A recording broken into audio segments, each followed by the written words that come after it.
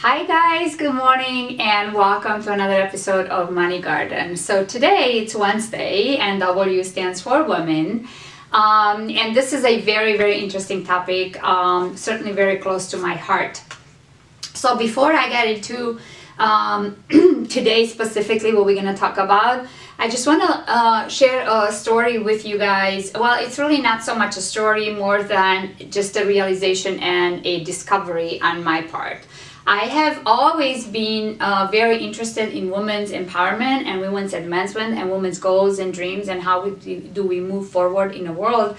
Well, because I was one, I am one, first of all, but more importantly, I was a single mother. I was someone who grew up on the streets as a girl, as a woman. A lot of the times I felt being discriminated, although no, I have never played the woman's card, so to speak. I was just focused on working harder. But later, as I came here and then I got married and I had to raise a family and also build a career and go to school and be a mom and be a wife and be all these things, then I started realizing more and more the challenges that us women go through every day. And then later, as I went through 7 years ago through a very painful divorce, as some of you may know, I did hit rock bottom emotionally, financially, in every way that you can imagine, and I had to rebuild. I had to figure out who I am, what I want to create in the world, and just rebuild my life and the direction of it. And through that transformation, through that process, I started becoming more involved with charity and philanthropy. I started meeting more and more women who are single women, single mothers, young mothers, or married women, that I started realizing like so many of them are just holding themselves back and they have all these things in their head why they can't do the things they want to do. And so I found myself becoming more and more interested and even counseling some of them of saying, no, you can do it, encouraging them, look at me, I'm an example of that. That doesn't matter where you come from. Your past is not your future, only if you let it. And through this process, it was born this new passion and in my heart, true passion of, there is a whole other area here when I started becoming more involved in women's empowerment and this whole space. So that became a passion, and I decided I was going to dedicate the rest of my life on trying to make an impact in the world and advance and help women going for their goals, going for their dreams, becoming their best self, living their best life, and how are we going to move the needle. So with that said, just to give you guys that little introduction, when I started my new channel, MoneyGarden, I established that I want to focus on financial concepts and bring financial literacy education to everyone, but I also felt like, my other passion is I'm really passionate about women's empowerment and moving forward, and I'm part of charities and I'm helping a lot of women, so I'm like, I still want to incorporate, because that's a huge part of who I am, if anything, maybe even more so than the financial literacy. But they are not necessarily mutually exclusive. I do believe in many ways they go together. So I felt, okay, these are my two passions and I'm going to focus on that. So now as I prepared for today's episode, I started thinking, okay, how am I going to set the stage? How am I going to move? How are we going to set the stage of this journey, where we're beginning and how we're going to start going? And what is more importantly, the why, so what? And what the difference am I going to make with this?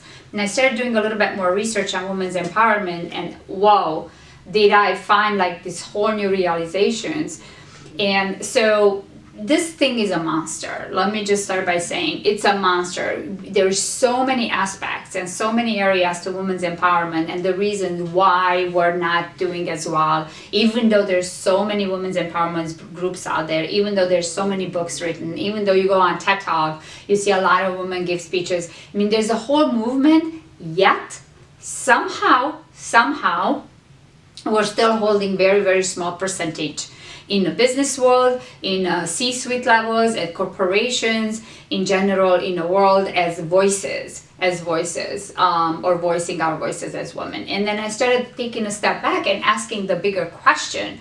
So if we have so many women that have a voice, that have a passion, they have a goal, they have, these dreams, and so many actually do come forward and do talk about it and do empower women. Why is it? Why is it still holding us back? So the bigger question is, I thought, okay, I'm going to start my journey with asking the question, what holds us back? And of course, these are 5 to 8 minute little videos, and nothing's going to be answered in one video. But what I am doing is trying to start creating, and over time, obviously, this is going to evolve, which is the intention of understanding, you know, what is the goal? What are the goals that are going to be here? You know, what are we trying to achieve? And more importantly, how are we going to bring change about? How can we make an impact? How can we help each other? And so with this question, what holds us back? At least in the past 2 months, for example, I joined different women's groups just in Lake County, in my area. So I thought to myself, okay, whatever you want to do, start in your own backyard, right? Start with your own life, start with yourself, start with your friends, start with the people that you know, and just start from there. So that's what I did. I said, okay, I joined about 10 different women's groups in Lake County, and for the past 2 months or so, I started going to them, making relationships, making connections with these women, setting up one-on-ones where I get to learn a little bit more about them and who they are and what their goals and what their dreams are, and so on and so forth, and how we move forward. And they are just a couple things that started kind of coming to the surface as like red flags for me, what I started noticing. And these are certainly not answers to everything, but these started becoming big red flags. And probably I'm going to start the journey with trying to figure out, you know, more of the problem, the root cause of what holds us back still. And then once we understand really better the problem, well, not necessarily it's not a succession, but we can go parallel at it in terms of starting to figure out, okay, so if this is the problem, you know, what's the solution? And then once we find the solution, how do we make that happen? So today, these are just four different bigger reasons that I have seen in the past 2 to 5 months in my research with knowing women, being part of women's groups, I have spoken probably in the past 3 to 5 months, probably hundreds, like 300 or 400 women, separate from different groups, and just trying to ask a lot of questions. And I asked about the same questions. And this is what I found. One of the bigger reasons, one of the bigger things that hold the reason why we're still held back so much, one is we still work in silos. There are so many women's groups just here in Lake County, for example, and all of them are 8 to 10, maybe 15. And when I go and talk to them, right, we all want the same things. We all talk the same talk. They all have pretty much the same, you know, and then the same format, the same challenges. But yet, why are we in all these little silos? Why are we start thinking, oh, I like this group, I don't like this group? Why? And then I started asking the bigger question, why aren't we more united? It's simple, it's duh. We know that we are a lot more powerful when we come together than when we are separate, right? So then that brought me to the second point, is what I started finding, that still one of the biggest reasons why we're so separated is because we compare ourselves constantly. This comparison, this is like a silent killer for women, constantly in our head. Am I good enough? Am I as good as her? And one of the reasons I saw why are we so separated, when I started asking about people, I started with the question, what do you like about the group? So what do you think about the group? Not even what do you like, what do you think about the group? What did you think? And then I would come across women that I've seen them in other groups. So then I would ask, you know, what did you think about those groups? Which one do you like best? Why did you choose this one versus that one? And I would start hearing the same thing. Well, this group I don't like that much. I like this one. And as I drilled deeper into the question, I started hearing, they didn't articulate it like that, but this is what I started hearing. Basically, it came from comparison. And basically, they weren't saying, I don't like the group. They were specifically saying, I don't like this one person or that one person or that one woman. And what I started realizing, like, whoa, wait a minute, like you're just magnifying the differences.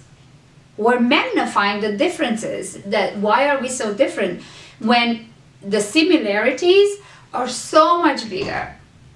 So we are approaching this thing from a whole wrong view. Instead of focusing on why are we different, why don't we start focusing on why are we alike? Why are we the same? Because we are, and there's so much more. Probably 90% is we're more similar, and we might have some 10% differences, but why do we focus on that? So comparison is definitely the second bigger problem. And I don't know yet how we're going to conquer this or how we're going to start attacking these, but right now these are my findings. And number 3 is the societal beliefs, right?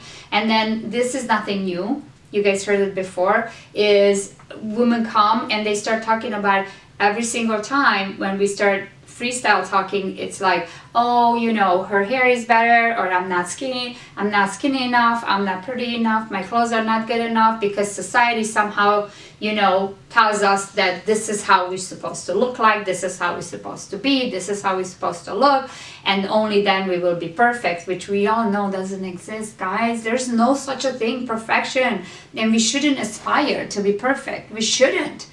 When I hear these people say, oh, well, I'm not perfect, I just cringe in my heart, because since when had perfection become the goal? Since when? First of all, it's not attainable. It doesn't exist. So if we embark on a journey to attain perfection, it's a lost battle from day one. Instead, we should aspire to being better every day. Excuse me. Being better, not being perfect. So these societal beliefs are still in our heads and then holds us back, and we have to figure out a way to just get rid of these. And then number 4 is familiar or community beliefs, right? And this is again from my own personal story. I remember being married in my church community, which was great, and it was a lot of great people. We would never talk about it because somehow it's not okay. It's not accepted to talk about that. What about me? What about my beliefs? What about what I believe? What about what I want? Right? We always we want to make sure that we focus. So then over time, for me, again, this was my experience. And if you relate to it, hopefully you relate to it, then maybe you can start thinking a little bit about yourself. That it was, I never talked about it. What are the things that bother me, or what do I want, or what makes me happy? I never talked about it. Over time, what happens? It's inevitable that I start becoming slowly resentful, even if silently, but resentful for my husband. So I was miserable, so that made him miserable, which we all know where that led, of course, the breakdown of the relationship. But again, familial, the community puts these boxes on us that only this is accepted. If you're a mother, if you're a woman, all you can be is a mother and a wife, and that's it. And somehow you can't talk about anything else. It's not accepted. That's just not true. That's just not true. So to wrap it up, I know this is a longer video today, you guys, and again, this is a monster. This subject, women's empowerment and what holds us back, it's a monster. So I'll be the first one to admit, but we got to start somewhere, right? We got to start somewhere, breaking down in our own ways those barriers, and we got to start making progress. So to wrap it up, the bigger question, what holds us back? And based on my research so far, and this is nowhere nearly done, it's just the very beginning, I found, we still work in silos as women. We use comparison a lot. We compare each other. We compare somebody else to us. We don't like the other areas because either we think somebody else is not as good as us, we think we're better, or we don't think we're good enough and somebody else is better. So this comparison is just a silent killer. It just kills us and holds us back. Societal beliefs, what society puts on us, what we should be like, what we should think like, what we should believe like, what success is, and then finally familiar community beliefs. So these are the 4 topics probably I'm going to start taking and going down each of these and try to conquer, to make a difference, to move the needle. And yes, sometimes it might feel like slow progress, but here's what I believe. I believe that slow progress, it's still progress, and it's definitely better than no progress. So it's up to each of us to start walking down that road. And if you can even a little bit relate to some of these things, if you can relate at any one point in time in your life that you have struggled or still struggle with some of these things, and if you do believe that small progress is better than no progress, then I invite you to start walking with me on my journey. And I hope you'll come along. Thank you.